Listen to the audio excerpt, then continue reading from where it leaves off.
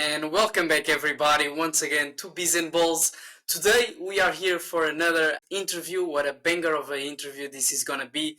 If you haven't seen the last interview, it was with Ivan. Today with Mr. Legend, which is an absolute legend in the DL community. He provides a lot of value for the people, and is an absolute pleasure to have him on board today. Mr. Legend, if we can start off with a quick presentation about yourself and what have you been doing and how has it been going so far? Yeah, of course, brother. So pleasure for everybody. I don't like to reveal my name. I go by Mr. Legend. Hope that's okay. I'm in the ecom business. I've been doing this for a couple of months now. Recently got back into it. I launched my first store. I did about I think 12 to 15K on that store. That went pretty great. Now we're testing out. We're moving on to a new product because the product that we had, we were having some issues, some legal issues, so we decided to move out of there before we go deep down the rabbit hole. So now we're moving on to a new product, and it's just I don't know. I'll let you guys know how it goes in a couple months from now. Maybe I'll be driving around in a brand new supercar. I'm not gonna give out names, but Hopefully, we'll be cheering you on. How long have you been in e-commerce, if you can tell that? so I actually started an ecom about 2 years ago. Mm-hmm. I launched a store. I didn't have any knowledge whatsoever, no mentors, which is the difference from now. I lost about, I would say, $800 on that store. It was a general store, which is something I don't recommend if you guys are getting started in ecom. Do not get started with a general store. Then from there, I thought that, okay, ecom is just not for me. So I decided to quit and go into something else. Then recently, a couple months ago, I got a mentor. He got me back into ecom. Then we kind of put something together. I launched that store, and then that's the store that did about 15K. But then we decided to move out of there. But I recently got back into ecom. It's been about 4 months, I would say. Okay. And what would you say, starting when you were firstly starting your e-commerce, what would you say was the biggest challenge or obstacle that you had faced when building a store and starting off? Anything, man, anything. When you're getting started in ecom, it can be really overwhelming when you're looking at all of the templates in Shopify, when you're looking at your theme, when you don't know what product to pick, which is why most people, it makes sense for them to go general, which so they will have more of an option. But in reality, you're just making your life a lot harder. But anything from like putting things together to then after I managed to put things together, I thought, okay, I'm an ecom pro, and then I was getting into paid ads, buying media, and I was like, wait, hold on, I'm in a whole different world here that I have to learn, I have to know. So you have to learn how to read the metrics, you have to learn how to manipulate all of that, you have to learn how to read your data, the data that comes from your ads, as well as the data that comes from your store in order to know what you're doing right or what you're doing wrong. And one thing I want to tell the people that are getting started with ecom, Mm-hmm. it's not about luck, it's not about how good you are. It's all in the numbers. You got to learn how to read the numbers, and then the data will tell you if the store and the product itself it's a good product or a bad product. It has nothing to do with your skill level. Obviously, your skill level does come in place at some point, but it all comes down to the numbers. And what would you say makes a good store or a good product? Is it like being a different type of product, a product that solves a problem, or would you say makes a good store or a good product? 100%. A good store, it's something that doesn't look scammy. So make sure you have in there something that looks very professional, something that the colors match. So you kind of, whenever you're building the store, you kind of want to have a color palette per se.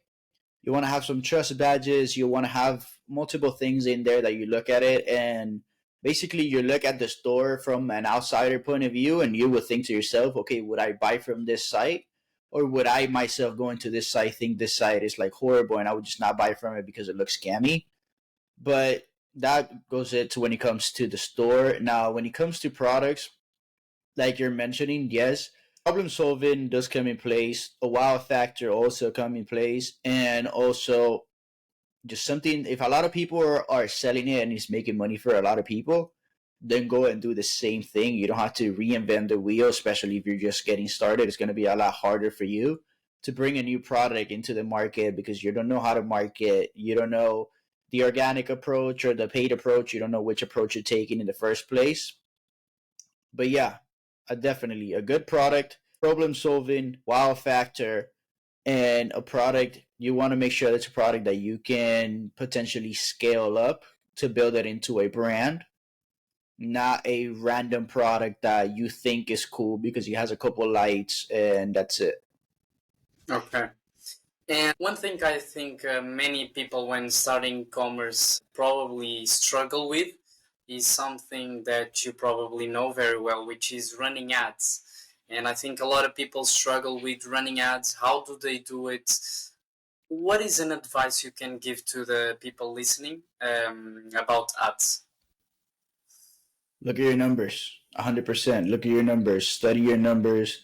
Make sure you do your research on what everything means. Because when you running ads, you have things such as the CTR, the CPM, the CPC. You have the things as a CTA, a CVR. All of these things from to the outsider, it just looks like letters. You don't know what they mean. So make sure you do your research and always look at your numbers. Even now, I'm not necessarily the most experienced when it comes to ecom, but I'm always looking at my ads. Every 2.5, 3 hours, I'm looking at my ads. I'm constantly looking at my data.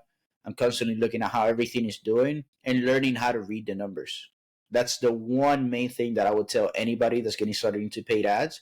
Learn how to read the numbers, learn how to read the data so then you can control it and you can pivot that into either being a profitable store for you or making the decision to switch into a new product. Okay. Stefan, do you have any question that you would like to ask? Of course, so just wanted to pick up from where you left on the paid advertising side. I would want to learn more about like what your opinion is on what is a good ad for e-commerce because I feel like that is very important for the people to know. Basically, you want to think of this as the basic human. We all have a very short attention span, especially with the social media, all scrolling. So you want something that catches the attention and makes them stop. Most likely something controversial that the second you see, you're like, whoa, what is this? It gets your attention, it makes you stay. So you want most likely a product that has like a wow factor. You want to make sure that you have a good script on your ads so it can catch their attention. You have a good offer on your ads as well.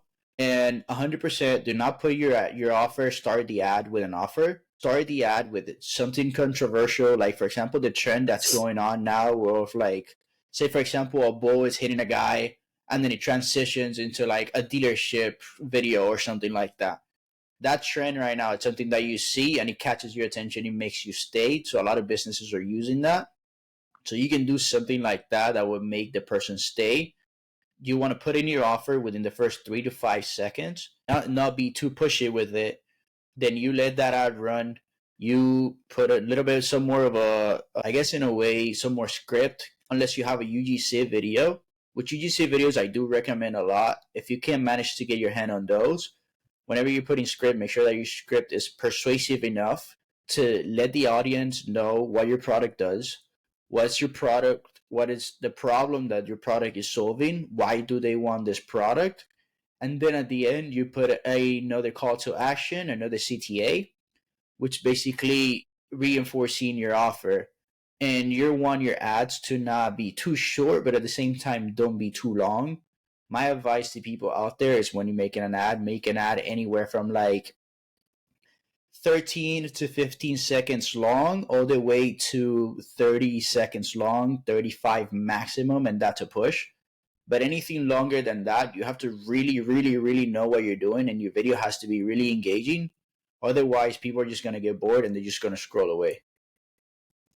Yeah. I totally agree with you because I myself have a paid advertising agency and usually this is what it comes down to attention span. People these days don't have attention span, so if you can catch their attention and keep them throughout the whole video, your ad will be successful. Now I'm curious more about this, maybe a bit more personal, more specific to your case, but what were like the highs and lows of actually building an e-commerce store, and like what can people expect from it? I see a lot of people getting sold by this fake gurus out there that you can start drop shipping with $100, that you can start drop shipping with no money. It's a lie. It's not real.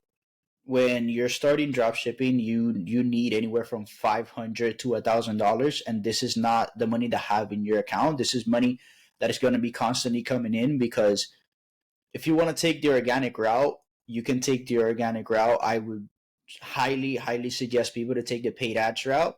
So you would need money to basically pay for your Shopify plan. If you want to put in any apps, most of the apps, they have a subscription based pay, which also you need to pay for those. You need to pay for your ads. You need to also be able to pay for supplying your product, whatever product it is that you want to supply.